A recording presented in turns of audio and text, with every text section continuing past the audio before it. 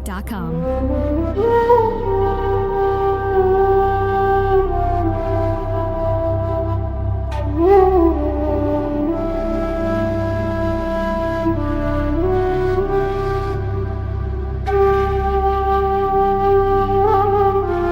On behalf of the Indian Work Association and the British Workers' Forum, we welcome Steve Headley, who's going to update us on the hunger strikers, what's the latest happening there, also on the Palestinian people struggle and the trade union movement in Britain. We'll be having a dialogue, sharing views and opinions, and we're proud to have Devinder Atwal, who's a leading representative of the Indian Work Association, and we'll be joined by other leading representative of the Indian Workers Association, GB. Steve, if we get started, that you've been involved in supporting the hunger worker strikers, and there's tremendous contribution and sacrifice they've been making in their demands of weapons not being able to be sent to Israel, the weapons being used to genocide. Could you update us a bit on that, the cause, and what's the latest on that? Yeah, so the six people who are on hunger strike at the minute are from the Filton 24, who are people who broke into a weapons factory, an Elbit weapons factory, and discovered drones and quadcopters, and are alleged to have damaged those drones and quadcopters. And they've been held for over a year now, and basically they've not had no charges brought against them. They've had their mail censored. They've they've been denied any sort of bail, and they're campaigning on those three issues. And the other issues is that they want a fair trial, and they want the lifting of the ban on Palestine action lifted. It's a ridiculous situation when a direct action organization is called a terrorist organization. So these people are in jails all over Britain, and in fact, one of them has been kind of exiled up to the far north of Britain as a punishment. She sees it as a punishment away from the rest of her comrades. So, just on a personal note, last Saturday we were in Pentonville prison, outside Pentonville prison, and a dear friend of ours who was a contributor to this program, David Lear, actually suffered a heart attack while he was on that protest, filming that protest outside Pentonville. And I don't know if it probably contributed to what happened, but a local racist that's assaulted one of the protesters, and I believe that David was trying to capture that on camera. So that may well have contributed to his demise. But it's very, very important that we should all get behind these hunger strikers. They're now on their they started on the 2nd of November, so they're coming up. They've done 2 weeks, and they're into the third week. And I think that when you get into this point now, even if they do come off the hunger strike, they could leave irreversible damage to their bodies, their organs, because at this point the body starts to eat itself. It starts to eat the reserves and the organs, and it can never be the same. Now, most of the Irish hunger strikers died around the 60-day mark, but people can die sooner depending on their health. So I think it's incumbent upon us all really to start publicising this as much as we can, and getting behind these hunger strikers. You've got a whole track record in supporting hunger strikers, workers' struggles, and you also mentioned about the Irish people. Mentioned a few things about that. Okay, so the Irish hunger strike originated in ancient times. It was actually the Brehon laws, and if someone had a grievance against their lord or their social superior, they would sit outside the door of that person and starve themselves. And this was something that carried on throughout Irish tradition of struggle against imperialism. And one of the famous hunger strikers was the Lord Mayor of Cork, Terence McSwiney, who starved himself to death. Sorry, didn't starve himself. He was on hunger strike, and he was force fed by the British, and that was down in Brixton prison. And Terence McSweeney actually ended up dying because of that force feeding. Then we had Michael Gohan, who was another hunger striker in the 70s, and Michael died as well on hunger strike. And the most famous one was Bobby Sands led the hunger strike. Ten hunger strikers died, were murdered, in fact, by the British state when they tried to criminalize those hunger strikers by saying that they were common criminals and not political prisoners. And we have exactly the same process here. We have political prisoners who are being treated like common criminals, and they must be recognized as political prisoners. And I mean, the the reality is that they're being held for some of them for throwing paint, throwing red paint on planes, but for allegedly damaging equipment. There's nothing terrorist about what they've done at all. And usually, charges are brought against people. People are only held in this country for about 180 days, and these people now have been held for nearly twice that length of time. So there's something very, very wrong in this system that we're struggling against in Britain. Yeah, it was very sad to hear about David Lee. He was a close friend of ours, and he's also involved with us in many programs together, as well as building the media projects. He had a project of IFN Media, so he has been covering a lot of worker struggle and some of the struggles you've been involved as well. And we also got with us today Dalwinder Atwal from the Indian Workers Association, who's been active all his life against racism and in support of the worker struggle. And I remember Dorinda and I myself attending some of the court cases where some of those who were protesting against the weapons being sent to Israel. So, and we also went to the conference together, Steve, when we raised that demand that no weapons, the workers should refuse to load weapons which have been sent to Israel, weapons of genocide. Mhm. And I remember we were telling the trade union conference that day that was being organized that, look, this is the position that should be taken. Now, I believe the trade unions should play a bigger role here, that the hunger strikers are making a big sacrifice, they're contributing, but this is the struggle of the people for justice, the struggle of the working class, and workers involved in the trade union movement.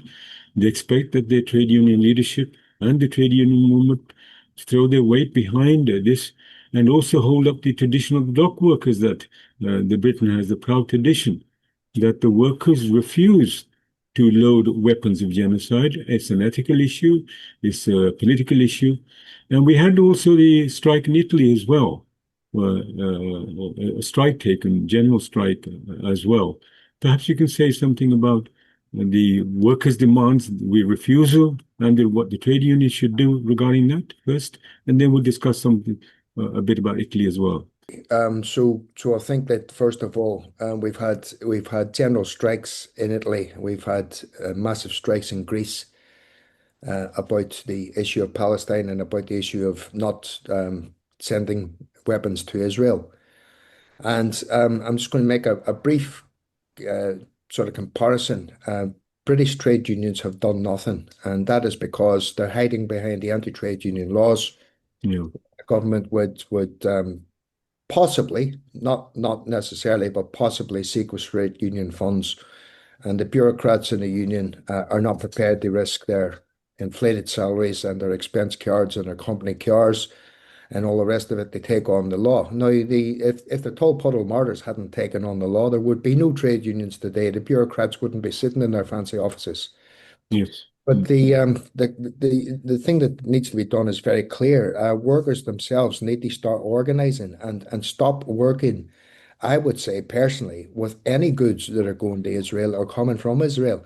We absolutely. cannot have that position where anything is going to that murderous, genocidal apartheid state.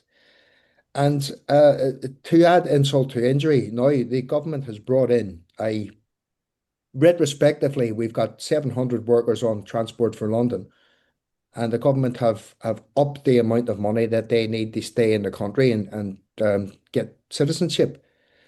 And we've now faced 700 TFL members, I think 300 of them are in the RMT, being deported from this country from a job that they were invited to come to by the government. So while Italy and Greece go on general strike for Palestine, we have the ridiculous position where the RMT union and the other transport unions in this country can't even defend their own members from unjust deportation. And it's just not good enough. The trade union leaders in this country are an absolute disgrace. Absolutely. I'll be touching on that later towards the end of the discussion as well, on the historic role of the aristocracy, you could say, in the trade union movement, and also people like yourself who've been leading fighters within the RMT and a leading representative for standing up for working class for the working class issues. And Dilvinder Atwal has been involved in supporting this issue as well. Dilvinder, perhaps you can just fill us up. Like, yeah, I remember you going and attending those court cases and expressing solidarity. And if you can say a few words on that, so and your support for the hunger workers strike on behalf of the Indian Work Association.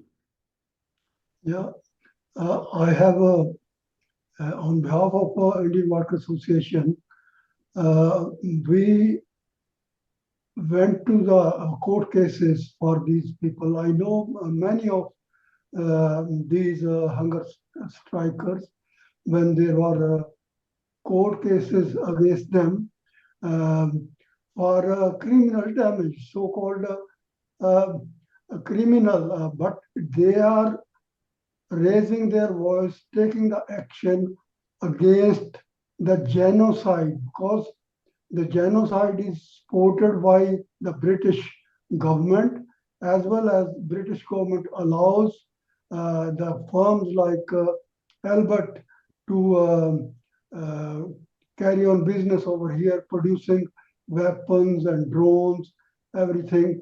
And they have taken action to stop that genocide by imprisoning these people. The British government is what doing is supporting the actually genocide by the Israeli government. So Indian government, Indian Work Association stands firmly with these hunger strikers and demand that the British government drop all the charges against them and give them freedom and release them from the jail. There is no sense putting them in the jail when they are not harming any people. They are the fighters for the humanity, for saving the lives, whereas the British government, by imprisoning them, is showing their support for the Israeli government. Yeah, no, I was attended a conference last Saturday, Steve and Ravinder, and I was very disappointed that this issue was not even put on the agenda.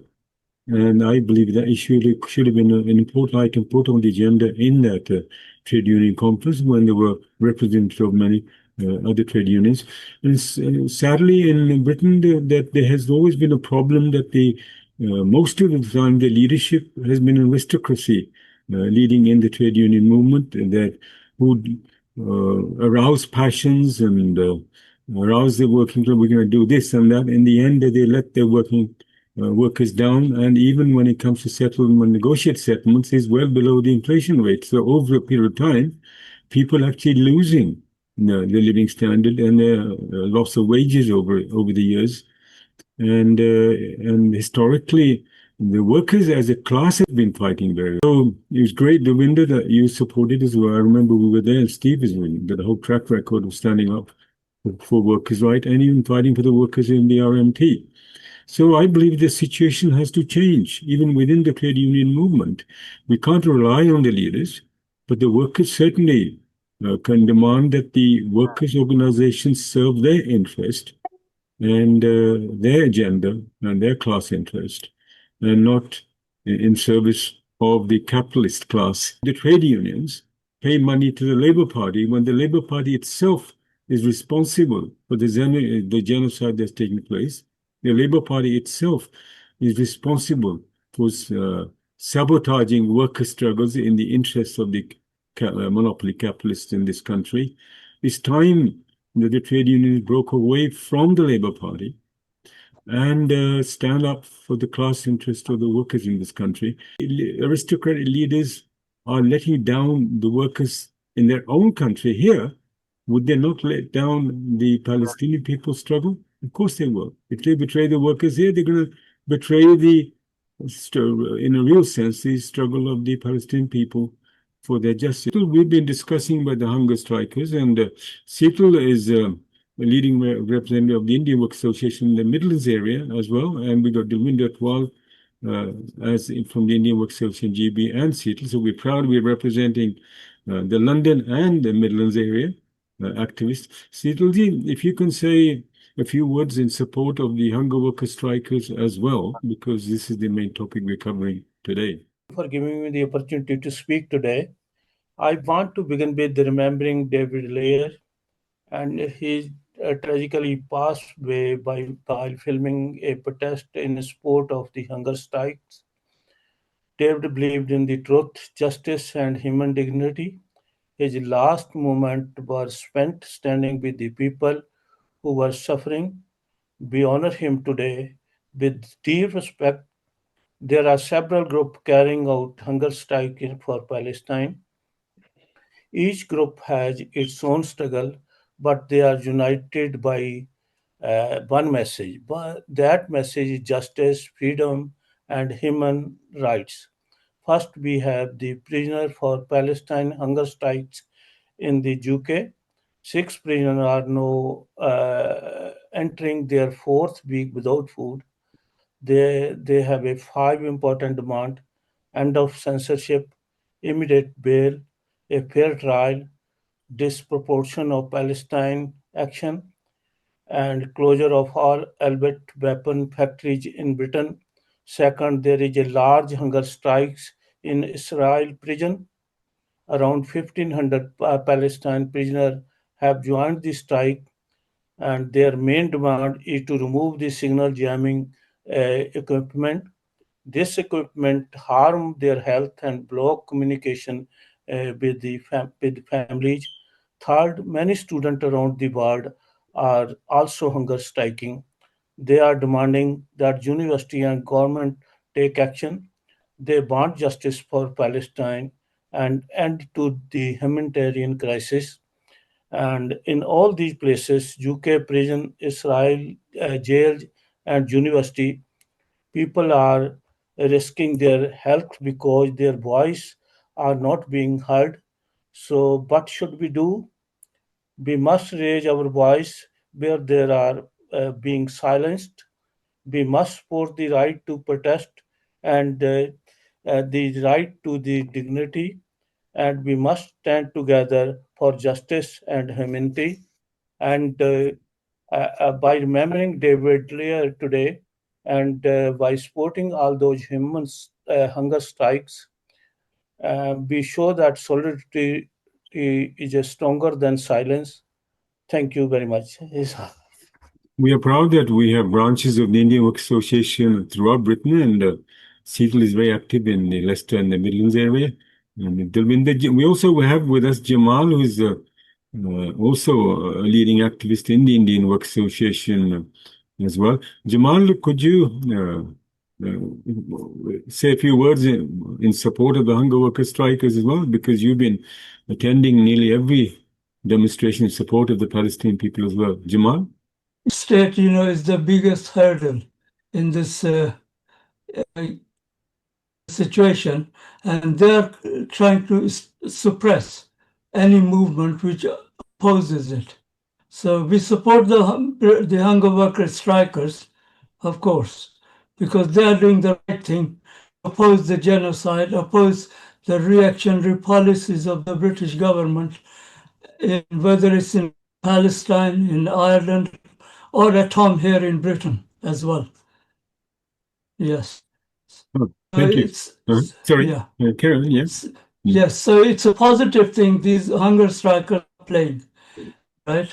And the British government does everything to suppress it, to put it down. They keep sending arms to Israel to commit genocide, yet they're happy to carry on selling more weapons and turn a blind eye. They want to suppress any opposition to the anti-war movement so they can carry on their reactionary work. Yeah, thank you, Jamal. Jamal is also with us. He's met Okay. David Lear as well during protest demonstration. Oh, Unfortunately, yes, yes. it's a loss of a very close Oh, yes, that's comrade. right. So we hope Yes. you, and our condolences to the family there as well. And Yeah. Steve, coming back to the trade unions again, and there was also a call for strikes and general strikes in Britain as well. So how do you think the movement could be built towards the working class as a united, all the forces united in support of the Palestinian people, and also in support of the hunger worker strike? Perhaps you could say a few words again on that, Steve? Yeah, I think that we have to just face the fact that the current leadership of the British trade union movements will do nothing. And I think if we just replace those leaders, it's not going to get us any further forward. We've got to build a rank and file movement. And if we look at the so-called left movements in Britain, what we have is a kind of parasitic relationship between the so-called left parties and the trade union bureaucracy. Because what the trade union bureaucracy will do is give them money for their campaigns, like Stand Up to Racism or the Trade Union and Socialist Coalition, whatever front that these left parties are actually running. So the left parties themselves can't be critical of a trade union movement or trade union bureaucrats, or they'll cut off their funds. And I think the Palestinian Solidarity Committee is the same. I mean, that's why the conferences you attended is so timid, because they get a lot of donations, a lot of money from the trade union bureaucrats, and they won't criticize them. You know, when you see the same people on stages speaking in front of 10, 20,000 people in Trafalgar Square saying what wonderful things they'll do for Palestine, and then refusing to even ballot their members, it leaves a sick taste in my mouth. So I think what we have to do is look for workers to build rank and file organizations who will act independently of the trade union bureaucracy. And you know, I think it's been raised already. The fact is that if workers do not move these arms, then they will not get moved. And those workers, far from breaking the law, are actually obeying international law, and in the fact that they're doing everything that they can to prevent the genocide. So in a nutshell, I think the existing trade union structure is bureaucratic, elitist, and corrupt. And I think we need to build a new organization. Thank you, Steve. As they say that the injury to one is injury for all. If you look at the way the Palestinian people are suffering, and throughout the world this is happening. I mean, even in Britain, when the workers' rights are denied and their struggles are being sabotaged, it all shows the nature of the system, that we live in a system which monopoly capitalists are in power. They use social democracy, they use divide workers, people struggle, they divert their attention. And it's important for people to see through those schemes that those who are loyal and committed to the cause of the Palestinian people are united as a force. Those who are loyal and committed to the interests of the working class, fighting against privatization, fighting for their own rights against the attacks of the capitalist system. So, as you said, we're going to build a whole big united movement or front, and the workers are going to gravitate towards that party which stands loyal for them and which points out, look, we fight within this system, but we really need to change the system where the working class is in power, decisions are made in the interest of the majority, and the economy serves their interest and not enriching the monopoly capitalists. And that's what all these aristocrats are doing, serving them and making all sorts of passionate speeches. But the test comes, whom are they really standing for? The interest of the Palestinian people, the interest of the working class here. And same applies to every country. That even the demonstrations are showing, look how many students there are, how many workers there are. And the class as a whole stands together, working people, students, youth intellectuals, all who stand up for human rights, stand up for working class, are all united as a one force against this oppressive system. And it's time such a system was changed. and people become in power in the interest of the majority. The economy serves them, and we establish real democracy, not this showpiece of democracy, which is eluding and trying to fool and sabotage the struggles of working people. So victory, we express from the Indian Work Association, from the British Workers' Forum, full solidarity with the Palestinian people, and will continue to do so. And thank you, Sitalji, Devinder, Jamal, and also Steve for making his time to joining us today. And victory to the struggle of the hunger workers, the Palestinian cause, and to the cause of the working class of this country, and establishment of new system, long overdue, so work towards media struggles, working toward establishing a socialist system where they're the decision makers, the economy serves them, and not the monopoly capitalists. Thank you. Just one thing before we go. So, Sure. we're going to have a commemoration for David Lear on the 6th of December at 6 o'clock outside Pentonville Prison. So that's Saturday, the 6th of December, 6 o'clock outside Pentonville Prison. We're going to Thank you very much. That's right. And convey our condolences to the family. Thank you.